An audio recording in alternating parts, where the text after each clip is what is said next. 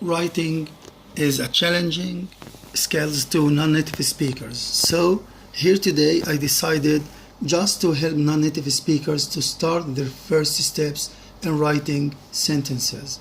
Let's start with the main definitions of subject and predicate. What is a subject and what is a predicate?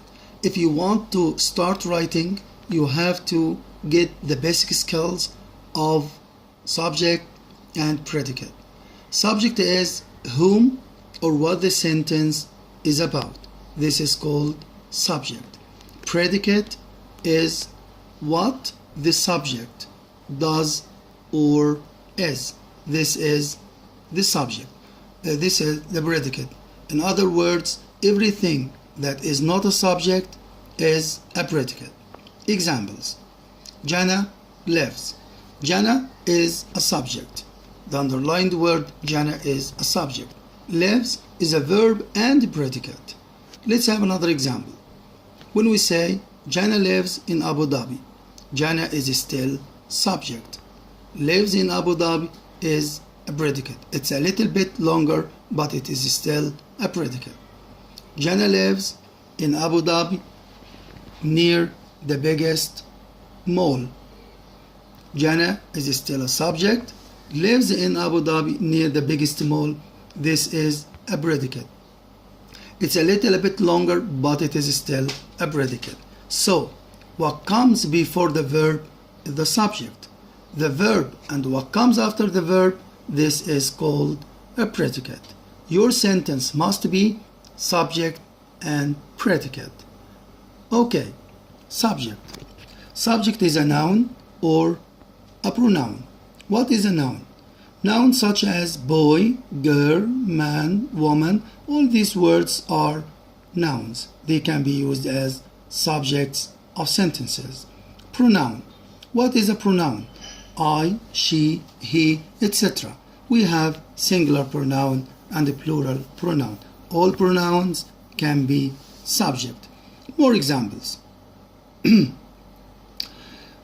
boy from my office is happy.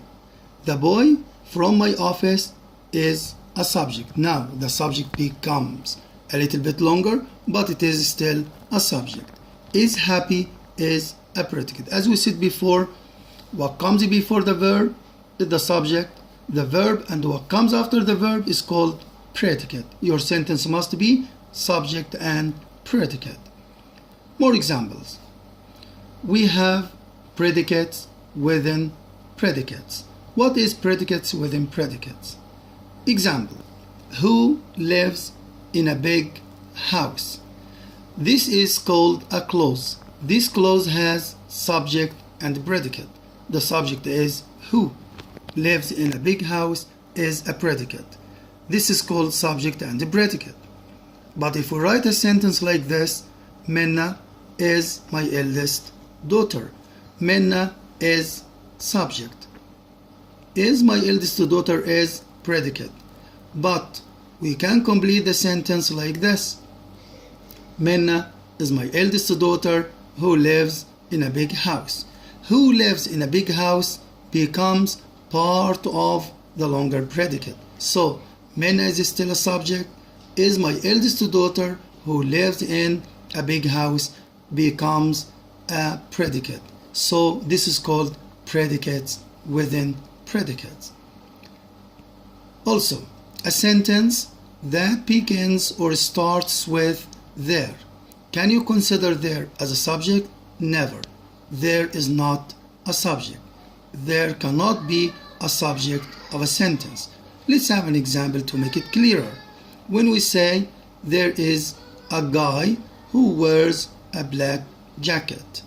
Now, there is not a subject, but there is a predicate. A guy who wears a black jacket is a subject. How can we say that? Let's make it more clearer.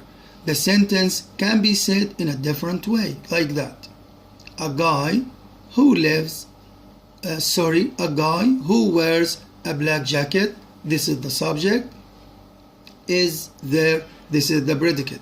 If you say the sentence in this way, you can understand what is the subject and what is the predicate. A guy who wears a black jacket now is the subject, is there is a predicate. So there can never be a subject of a sentence. I wish you have understood the difference between subject and predicate, because if you want to write naturally, academically, and systematically, you have to stick to these two main definitions, subject and predicate. Thank you. I wish to meet you again next time.